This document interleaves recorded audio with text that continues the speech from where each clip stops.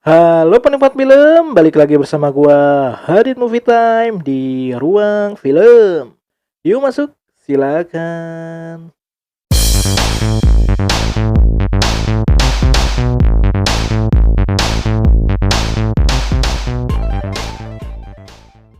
Oke penikmat film, kali ini gua akan sedikit berbeda nih. Karena edisi kali ini adalah edisi spesial di mana gua akan menjawab requestan dari penonton YouTube gua nih yang sudah subscribe dan juga sudah komen di kolom komen. Dia merequest, bikinin dong bang video tentang alur distribusi film ke bioskop. Jadi seperti apa sih alur distribusi film ke bioskop? Langsung nih, gua bikin videonya dan langsung akan segera gua upload. Jadi buat kalian juga yang belum tahu bagaimana sih alur distribusi film ke bioskop, langsung saja kita ke serba-serbi film. Oke penikmat film, kali ini gua akan menjawab pertanyaan atau requestan dari penonton YouTube gua nih yang merequest alur distribusi film ke bioskop.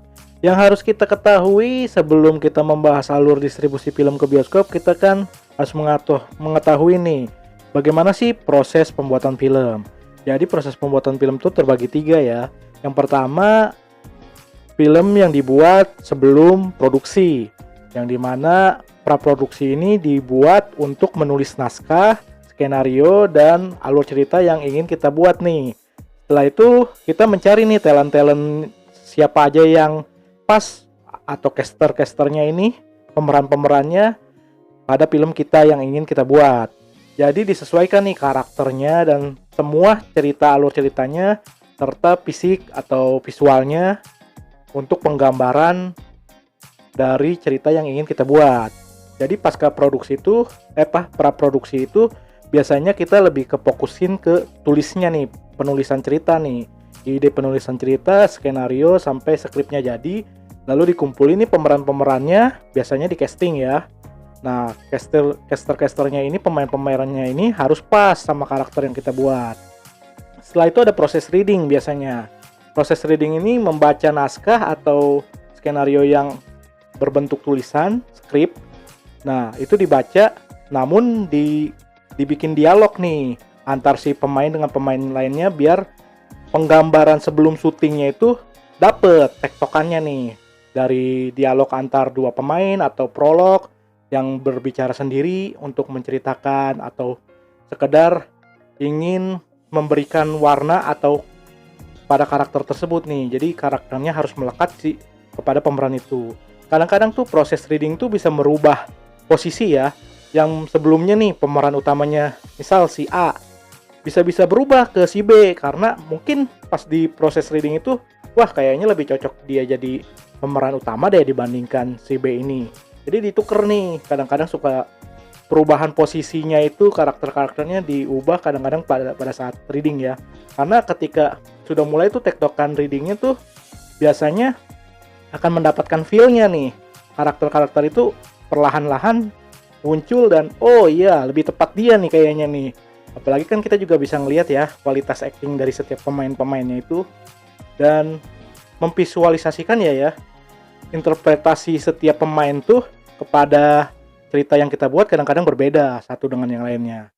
Nah, biasanya itu praproduksi tuh sebelum produksi dibuat.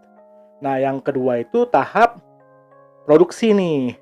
Nah, di tahap produksi ini kan udah jelas tuh ya proses syuting, schedule, segala macem, kapan syutingnya, lalu dibuat juga scene per scene filmnya itu, dikumpulin tuh semua kru-kru filmnya dari lightingnya, kameramen, semua yang berhubungan dengan proses syuting, produksi film itu langsung diterjunkan di lapangan. Kadang-kadang juga kan kita harus mencari bagaimana latarnya ya. Ibaratnya lokasinya apakah di outdoor atau di indoor, semua disesuaikan. Kadang-kadang posisi malam dan siang juga tuh berpengaruh terhadap latar ceritanya ya. Jadi harus menentukan momen-momen pas saat syuting. Nah kadang-kadang makanya kenapa syuting itu beda-beda ya scene per scene-nya. Nah itu kayak syuting itu ibarat puzzle.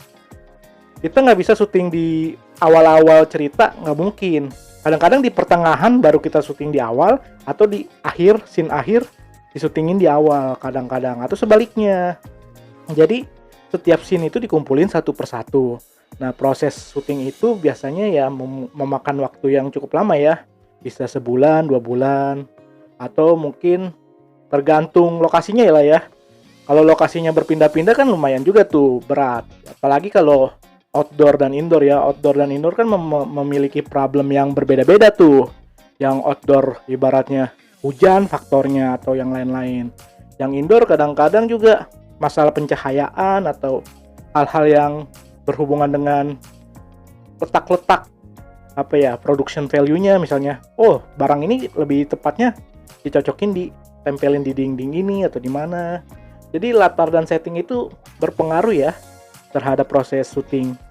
Nah, setelah selesai proses praproduksi dan juga syuting alias produksinya itu, ya otomatis kan berpindah lagi nih ke proses yang ketiga, yaitu pasca produksi. Nah, pasca produksi ini setelah syuting itu akan lebih memakan waktu yang lebih lama justru dibandingkan syuting, karena kan setelah pengumpulan dari audio, terus visual gambarnya dan penyuntingan gambar segala macam, sampai ke proses editing dan mixing, dicampurin tuh antara suara, gambar dan lain-lain. Nah, pasca produksi ini akan berjalan memakan waktu yang lebih lama untuk agar lebih rapi ya, scene per scene-nya, kekurangannya apa, kelebihannya apa, atau kekurangannya ditutupi dengan hal-hal lain misalnya. Dari proses editing itu memakan waktu yang kadang detail-detail kecil pun dilihat di situ. Ada kurangnya apa nih kira-kira? Apakah ada gambar yang bocor? Kadang-kadang kalau proses editingnya gagal atau dalam arti nggak lengkap, nggak final, walaupun syutingnya sudah selesai, bisa di syuting ulang kadang-kadang kalau misalnya pasca produksinya yang dijalankan sulit untuk ditempel satu sama lain proses editingnya itu. Jadi bisa memakan lebih dari waktu yang syuting sebelumnya, bahkan bisa setahun juga bisa, tergantung film yang dibuat ya, atau detail-detail kecil lainnya. Makanya film animasi kadang-kadang berat banget ya kalau ngebuatnya.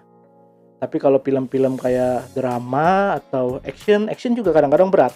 Acting koreonya segala macam juga kan harus dilihat detailnya. Kadang-kadang scene fighting juga dicepetin, dilambatin atau gimana juga berpengaruh. Nah, selesai semua satu lengkap tuh 3 bagian itu, dari praproduksi, terus produksi sampai ke pasca produksi, semua dijadiin satu bundel dalam arti berbentuk film nih.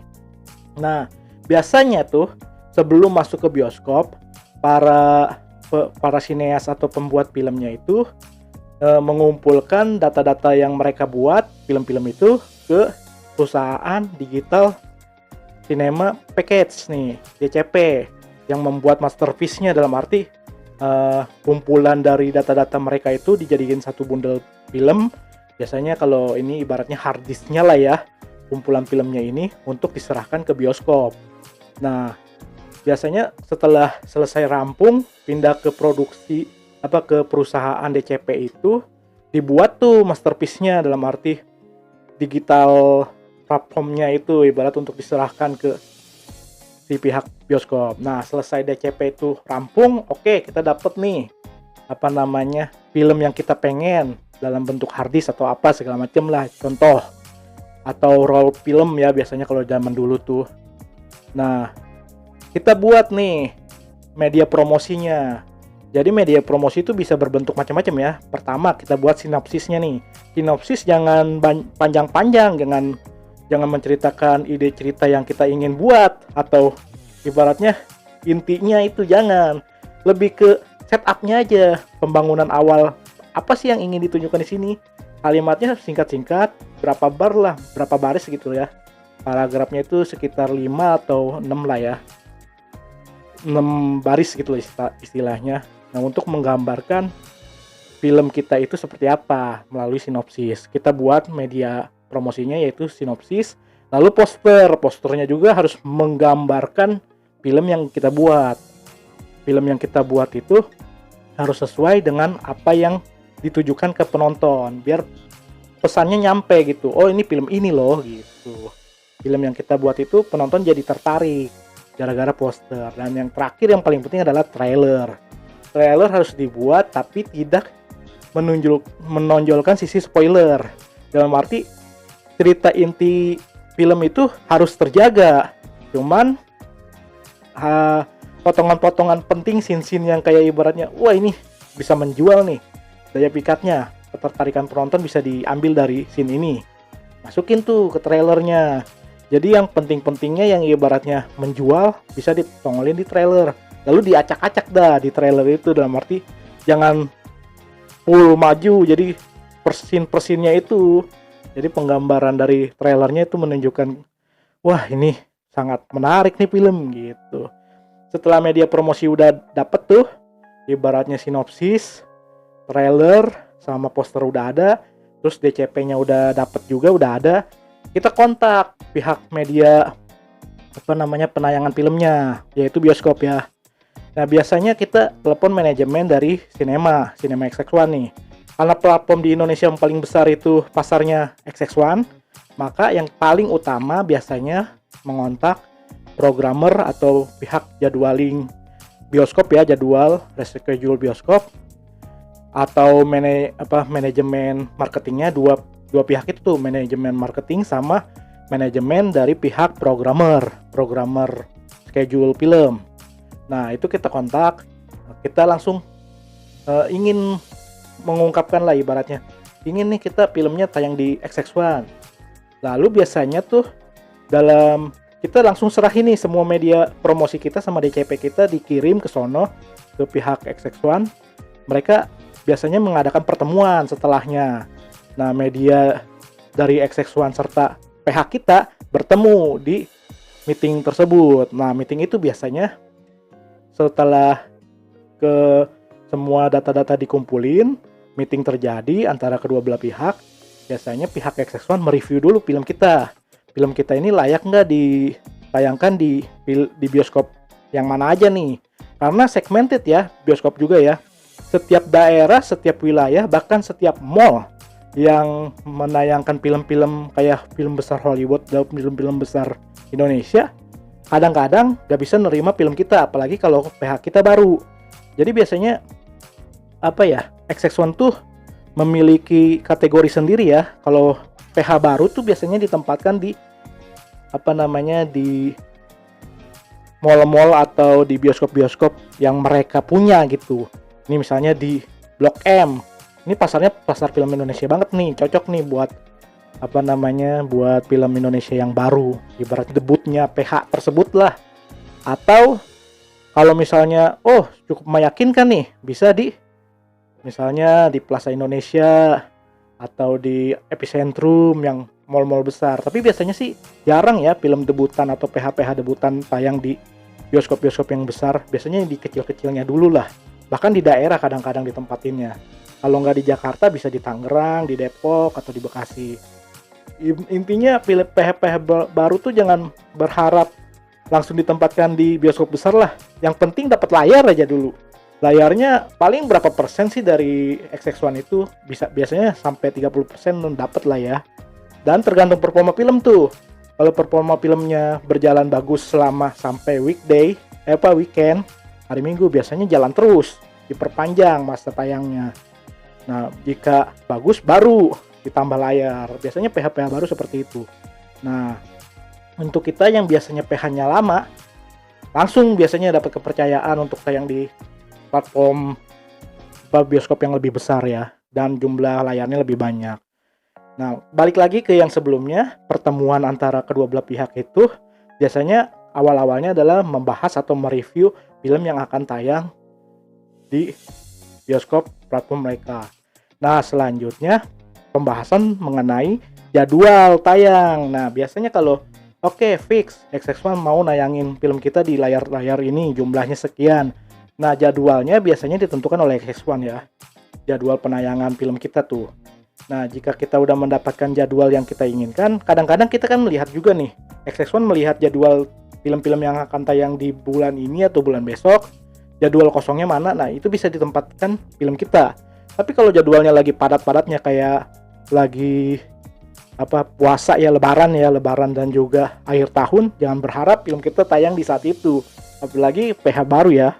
Biasanya dapat setelahnya Oktober, November, atau kalau di bulan-bulan ini Februari, Maret lah ya, yang sebelum Lebaran itu datang atau sebelum akhir tahun itu datang. Jadi ya yang penting layarnya udah dapet, jadwalnya udah dapet.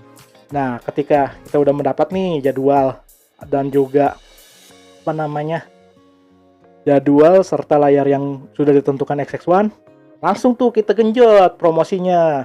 Biasanya kita kan nyerahin semua tuh, nanti pihak-pihak XX1 juga menyebarkan poster kita, menyebarkan trailer kita di film-film yang setiap mereka tampilin.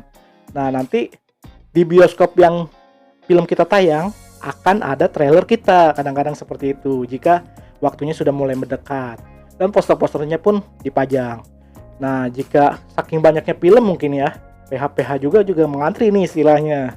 Nah kalau ibaratnya sudah mengantri seperti itu, kita juga harus memfollow up si pihak bioskop agar poster kita tayang, trailer kita tayang. Ibarat perjanjian lah antara kedua belah pihak. Ibaratnya XX1 tayangin, kita juga dapat media promosi dong, istilahnya secara otomatis. Nah, selain dari dua hal itu, pertama media promosi serta jadwal tayang serta layarnya, kita juga harus memastikan film kita lulus sensor. Jadi setelah pertemuan kita berhasil dengan pihak XX1, kita juga mempertemukan dengan pihak lainnya ya, seperti CGV dan juga Cinepolis. Biasanya yang menentukan jadwal tuh rata-rata XX1. Selebihnya mungkin kalau nggak tayang di XX1, CGV bisa menentukan. Karena dua pihak itu antara XX1 atau CGV nih film kita tayang. Kalau di XX1 otomatis mungkin kemungkinan layarnya lebih banyak dibandingkan CGV. Cuman kalau misalnya gagal di XX1 biasanya ngelemparnya ke CGV sih. Kayak gitu. Nah, selebihnya dari pertemuan itu berhasil, jadwal udah dapet, terus layar udah ada, kita promosi, lalu kita pergi nih ke kantor lembaga sensor film yang dipegang alih oleh Badan Perfilman Nasional. Nah biasanya kita membayar media film kita untuk lulus sensor. Nah ketika film kita udah mendapatkan sensor dari lembaga tersebut, lembaga sensor film, maka kita jangan lupa melampirkan surat tanda tangan dari pihak penyensornya itu, kepala sensor dari lembaga sensor Indonesia itu, LSF. Nah, lembaga sensor film sudah menyerahkan bahwa film kita lulus sensor, sudah membayar juga, ibaratnya kayak pajaknya lah ya di situ, pajak sensor. Lalu kita bisa tuh melampirkan surat yang kita dapat untuk ditempelkan ke film kita. Lalu kita hubungin lagi tuh pihak XX1. Kita sudah berhasil mendapatkan lulus sensor nih, maka film kita fix tayang di XX1. Kalau lembaga sensor belum menyatakan lulus, maka belum bisa. Jadi filmnya ditahan dulu. Jika sudah berhasil, maka kita lanjut lagi promosi, makin gencar tuh promosinya. Nah, selesai promosi baru deh film kita tayang, ditonton oleh penontonnya. Biasanya mengadakan primer kan, gala primer, pertemuan media, dan juga akhirnya berakhir pada pertemuan dengan penonton, yaitu tayang reguler. Nah, prosesnya lumayan rumit dan panjang, cuman bisa dilalui lah ya. Kecuali film Anda tidak lulus sensor. Nah, dan juga XX1 tidak menerima film Anda ya, dalam arti nggak laku nih, nggak menjual. Maka biasanya kita larinya ke CGV. Ya intinya sih proses yang kita laluin tuh buat filmnya dari keseluruhan ya, gua rekap lagi, kita buat filmnya dari produksi dan pasca produksi. Selesai dibuat, kita pergi ke perusahaan DCP untuk membuat masterpiece-nya dalam bentuk harddisk atau segala macam untuk diserahkan ke media XX1. Lalu kita hubungin mereka, pihak programmer dan scheduling serta pihak marketing. Dia mengadakan pertemuan, lalu kita adain diskusi. Kita ingin membuat film itu tayang, bagaimana caranya segala macam. Nah, nego-nego kan biasanya. Oke, dapat nih jadwal tayang dan juga dapat layar-layar yang sudah ditentukan XX1. Nah, terbang juga ke CGV, jangan lupa, dan bioskop-bioskop lainnya tentunya ya. Serta ke lembaga sensor. Lembaga sensor udah dapat, baru deh film kita tayang. Nah, terakhir tuh kalau masalah pembagian hasil biasanya kalau di Indonesia ya, prosesnya itu kalau khusus pembuat film 40% dari pendapatan yang dapat dari bioskop. Full tuh, tiketing udah di data-datanya udah ada di Access One dan lalu dilampirkan ke pihak perfilman ya di Pusbang Film, biasanya pusat pengembangan film. Nah, data-data itu kan udah menunjukkan bahwa jumlah penonton kita sekian, tinggal dikali atau di total sama ratakan lah, misalnya rata-rata harga bioskop sekarang sekian dikali jumlah penonton kita dapatnya sekian. Nah, nanti itu dibagi 40% buat keuntungan kita di pihak film. Nah, pihak film juga otomatis kan untuk membayar para kru dan segala macam kan. Film-filmnya jika laku ya otomatis bayaran krunya naik, ibarat dapat bonus. Nah, 30% lagi untuk pihak bioskop. Bioskop mendapatkan keuntungan 30% dari total jumlah penonton yang nonton film kita. Dan terakhir 30% buat pajak, termaksud untuk lembaga sensor. Jadi sebagian dari untuk lembaga sensor, sisanya untuk pajak perfilman. Seperti itu ya istilahnya lengkap dari alur distribusi film. Jika mengalami hambatan-hambatan, ya langsung silakan hubungi pihak XX1 ya, karena yang menayangkan adalah XX1. Lebihnya untuk masalah perfilman lembaga sensor ya harus dari kita sendiri yang memiliki konten. Ibaratnya jaga-jaga nih, kadang-kadang juga lembaga sensor kan bisa memotong seenaknya ya istilahnya. Karena film kita kan kalau nggak sesuai dengan kategori umur ya, itu penting loh kategori umur buat pembuat film. Kalau kategori umur kita remaja, harus buat yang sesuai dengan umurnya. Jika enggak, ya kita kena dari pihak LSM-nya itu. Jadi seperti itu ibaratnya. Kalau yang belum tahu mengenai tentang alur distribusi film ke bioskop. Jadi ya bagaimana nih pendapat kalian tentang penjelasan gua? Jika ada yang kurang atau sedikit salah, mohon dimaklumin. Dan bisa kalian juga cari info-infonya di Google atau search aja ya tentang alur distribusi film. Nah itu lebih lengkapnya seperti apa. Nah ini secara garis besarnya ya gua menceritakannya ya. Semoga itu menjadi informasi yang bermanfaat buat kalian. Tulis komen di bawah nih jika kalian ingin merequest hal-hal apa lagi yang ingin gua bahas di konten YouTube gua, terutama tentang dunia perfilman ya. Jangan lewat dari dunia perfilman karena gua akan sulit untuk membuat videonya kalau di luar dari dunia perfilman. Intinya kalau mau tentang film atau mau bang bahas dong atau review dong film ini, gue penasaran tapi gue pengen lihat review dari lu dulu. Oke, nanti gue buat. Atau yang lain-lainnya nih. Dan gue biasa ya suka update juga film-film yang akan tayang berikutnya. Lalu akan ada daftar film selanjutnya, apa aja yang gue bahas. Banyak hal-hal yang mengenai tentang perfilman dan terkhusus pada review film. Jadi tunggu aja ya konten-konten atau video-video gue selanjutnya. Semoga info film yang kali ini bermanfaat di Serba-Serbi Film. Oke, terima kasih sudah menonton video gua sampai habis. Jangan lupa like, comment, share, dan subscribe video gua ya. Dan jangan lupa nyalakan lonceng notifikasi. Tunggu video-video gua selanjutnya. Terima kasih sudah merequest dan terima kasih sudah subscribe. Yuk nonton, enjoy movie ever. Hadit Movie Time.